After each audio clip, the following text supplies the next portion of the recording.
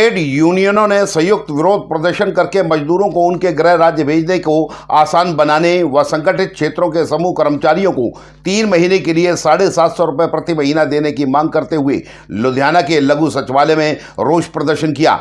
विभिन्न trade union नेताओं ने श्रम कानूनों में किए गए बदलाव की सख्त निंदा करते हुए इसे वापस लेने की मांग की। लुधियाना के भारत नगर चौक के नजदीक स्थित पंजाबी भवन से लघु सचिवालय तक रोष मार्च निकाला गया व रैली की गई। जिलाधीश के माध्यम से केंद्र व पंजाब सरकार को ज्ञापन भेजकर मांग की गई कि श्रम कानूनों में की गई तब्दीली वापस ली जाए, मजदूरों को इस संकट की घड़ी में सुविधा प्रदान की जाए व उन्हें उनके गृह राज्य भेजे जाने की प्रक्रिया को सरल बनाया जाए। एटक की महासचिव कामरेड अमरजीत कौर ने बात करते हुए कहा कि मैं AITUC की जनरल सेक्रेटरी बोल रही हूँ, अमरजीत कौर। नेशनली हमने 10 सेंट्रल ट्रेड यूनियन ऑर्गेनाइजेशंस ने डिसाइड किया था कि पूरे देश भर में आज हम प्रोटेस्ट करेंगे और इस वक्त मेरी जानकारी के अनुसार अभी मुझे मैसेज पहुंचा है जो राजघाट पे था वो सेंट्रल लीडरशिप ने कुछ ने स्टेटों में पार्टिसिपेट करना था और राजघाट पे जो आज इकट्ठा हुए दिल्ली में वो सब अभी गिरफ्तार होकर पुलिस स्टेशन ले जाए जा रहे हैं। तो पूरे देश के अंदर ये प्रोटेस्ट है और हमारे हिसाब से जो प्राइम मिनिस्टर को पिटीशन है यहाँ भी अभी जमा कराई है हम लोगों ने, PM को पहुँचे और CM को पहुँचे, हर राज्य के CM को भी जाएगी, लेकिन प्राइम मिनिस्टर के नाम मुख्यतः ये पिटीशन है जिस के तहत हमारे हिसाब से हम 10 लाख से ऊपर पिटीशंस आज प्राइम मिनिस्टर को पहुँच जाएंगे और उसके अलावा ये सिलसिला जारी रहेगा, हम 1 करोड़ तक पहुँचेंगे। सेम पिटीशन जो है PM ऑफिस जाएगी। हमारा ये कहना है कि 150 साल से हमारे हासिल ये किए हुए जो कानून है श्रमिकों के, उनके ऊपर कोविड-19 के इस वातावरण का बहाना बना के सरकार ने उस पर हमला बोला है।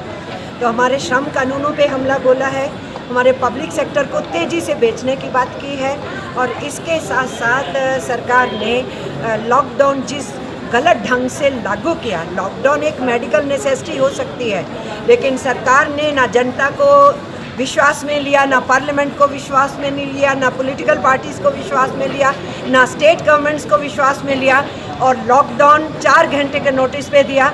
उससे हमारे करोड़ों मजदूर हताश हुए हिंदुस्तान के अंदर।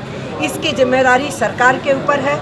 इतने लोग अभी तक 450 की खबर आ चुकी है जो सड़क हादसों में, ट्रेन हादसों में, सुसाइड्स पे और मरे हैं जगह जगह पर एक्सीडेंट। हम ये समझते हैं कि यही उचित टाइम है कि सरकार को कहा जाए कि आपने लॉकडाउन गलत तरीके से लागू किया। अब लॉकडाउन के खुलने के समय के ऊपर भी ना जनता को विश्वास में लिया जा रहा है, ना राज्य सरकारों को विश्वास में लिया जा रहा है, ना इससे निपटने के लिए जो इंतज़ाम होने चाहिए वो किए जा रहे हैं। हमारे फ्रंट फाइटर्स को आज तक एक्सपोर्ट करने फिर से शुरू कर दिए हैं, इन्होंने इक्विपमेंट्स ठेके देने शुरू कर दिए हैं और हमें शिकायतें आ रही हैं। हमारे आशा वर्कर, आंगनवाड़ी वर्कर, हमारे डॉक्टर्स, हमारे पैरामेडिकल्स, हमारा सफाई कर्मचारी, उनको अभी भी सेफ्टी इक्विपमेंट्स पूरे नहीं हैं। हॉस्पिटल्स की सिस्टम आगे बढ़ नहीं रही है। लॉकडाउन का पैसा दिया नहीं है, सरकार अपने वायदे से पीछे भाग गई है। अपना ही सर्कुलर सरकार ने वापस ले लिया है और हमने कहा था कि जो पैकेज दे रहे हैं उसमें सबकी तनख्वाह कवर कर दो। मैडम, लॉकडाउन में ये तो हम सभी बातें मानते हैं, लेकिन जो कोरोना महामारी में सोशल डिस्टेंसिंग की बात की जा रही है वो सोशल डिस्टेंसिंग आपके पास भी नहीं देखा गया। आप जिम्मेदार आदमी हैं, आपने सोशल डिस्टेंसिंग बिल्कुल हम समझ रहे हैं, ये जवाब सरकार दे। नहीं, वो आपकी जिम्मेदारी भी बनती है। 12-12 दिन, 10-10 दिन, 12-12 दिन लोगों को बुलाया जा रहा है, रजिस्टर करो, खाना नहीं दे रहे, 8-8 घंटे सड़कों में उनको लाइनों में खड़ा कर रखा है। वो सोशल डिस्टेंसिंग या फिजिकल डिस्टेंसिंग किसने डिस्टर्ब की है? सरकार ने की है। पहले आप एक कम्युनिटी हमने फिजिकल डिस्टेंसिंग का सोशल डिस्टेंसिंग शब्द को तो मैं मानती नहीं, सोशल डिस्टेंसिंग शब्द को तो मैं मानती नहीं, सोशल डिस्टेंसिंग शब्द को तो मैं मानती नहीं। सोशली हम सबको एक साथ होना चाहिए, फिजिकली हमको दूर होना चाहिए, वो मेडिकल नेसेसिटी है, लेकिन सोशली एक दूसरे से दूर नहीं होना चाहिए। ये शब्द ही गलत है, ये शब्द ही गलत है, ये शब्द ही गलत है। फिजिकल डिस्टेंसिंग करना चाहिए, हमने मेंटेन करने की कोशिश की है आज भी, लेकिन प्रदर्शन होंगे, बाहर निकलेंगे, सबको अपनी सेहत की चिंता है, लेकिन सरकार ने जिस ढंग से लॉकडाउन को सेंटर की तरफ से 4 घंटे के अंदर किया, इस देश के ऊपर कोरोना से ज़्यादा अब भूख से मरने वाले, बेरोजगारी से मरने वालों की गिनती होने वाली है। हिंदुस्तान में भी और कई और देशों के अंदर। अभी भी हम ये समझते हैं कि केंद्र सरकार इसमें बहुत बड़ी दोषी है और इस वक्त उन लोगों ने जिस ढंग से राज्य सरकारों के ऊपर अपनी अराजकता को फेंक दिया है, अराजकता खुद फैलाई है, अब राज्य सरकारों पे फेंक दिया है, अब जनता को मेंड योरसेल्फ कह दिया है और रोजगार की बेहद बुरी हालत होने वाली है इस देश के अंदर। इसलिए अब नहीं निकलेंगे तो हम कब निकलेंगे? अभी नहीं तो कभी नहीं, इसलिए हमें निकलना ही था, हम निकले। 150 साल की हमारी लड़ाई है पूरी दुनिया में और आप अचानक श्रम कानूनों पे हमला कर दें, ये तो बर्दाश्त होगा नहीं। इस मूवमेंट में आप सिर्फ सरकार को दोषी मानते हैं? किस बात के?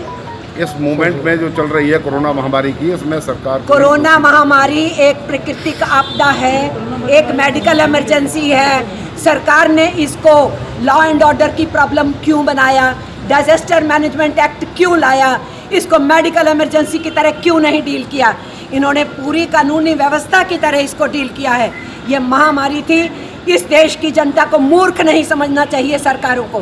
पहले दिन जब जनता कर्फ्यू हुआ, सेल्फ डिसिप्लिन से लोगों ने उसको फॉलो किया।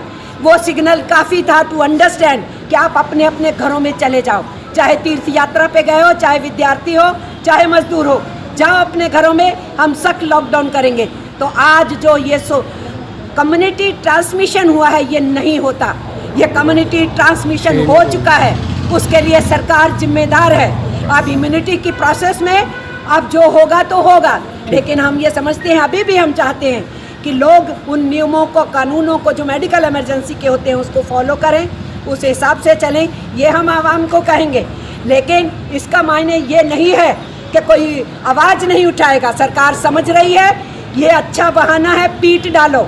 सारे सेंट्रल गवर्नमेंट एम्प्लॉयज़ की डीए इन्होंने काट दी, पेंशनर्स की डीए इन्होंने काट दी और लॉकडाउन का पैसा नहीं दिया तो सरकार को देना चाहिए था। अगर मालिक नहीं दे पा रहे हैं तो गरीब गुरबा को मरने के लिए छोड़ दिया और अब अराजकता फैलाने के बाद केंद्र की सरकार आराम से बैठना चाहती है कि राज्य सरकारें निपटे, तो ये हम होने नहीं देंगे।